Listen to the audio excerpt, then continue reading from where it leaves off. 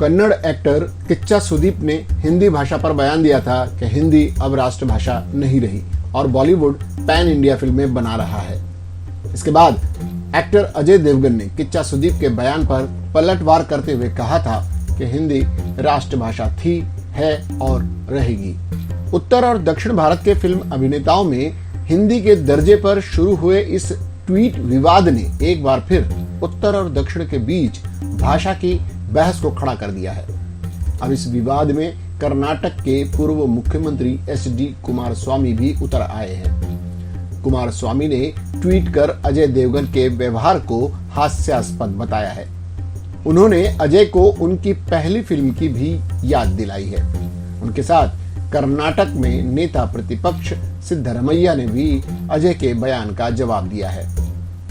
दरअसल भारत कई भाषाओं का मुल्क है, जहां भाषाएं संपर्क का साधन और सांस्कृतिक विविधता का रंग ही नहीं भरती हैं, बल्कि राजनीति का कलेवर भी तय करती हैं। इसीलिए भाषणों से चलने वाली देश की राजनीति में भाषा की सियासत से सत्ता के रास्ते बनते और बिगड़ते रहे हैं। भाषा विवाद की नई बहस एक बार फिर से इसी कारण शुरू हुई है।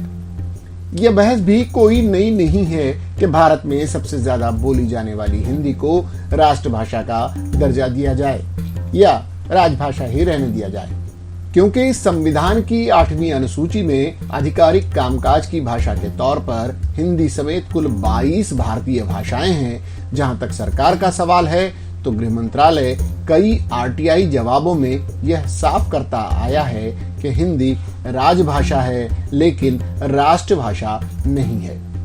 यानी सरकारी काम में आने वाली भाषा तो है, लेकिन भारत की राष्ट्रीय भाषा नहीं है।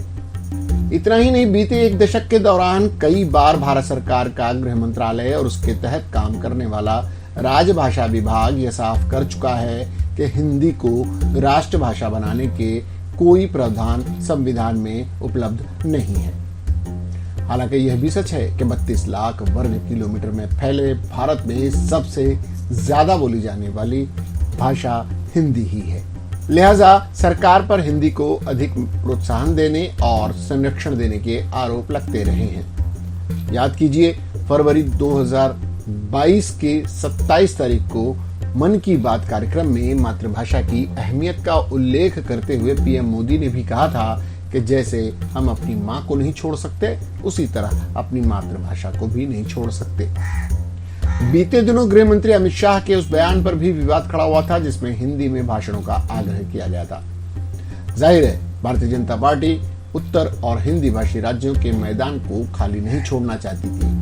हालांकि संसद की राजभाषा समिति सिफारिशों को स्वीकार करने के बाद सरकार ने लोकसभा को यह भी कहा है कि हिंदी में भाषणों का आग्रह है, मगर अनिवार्यता नहीं है। देखना है भाषा का यह विवाद कब थमता है। DRV news bureau, Mumbai.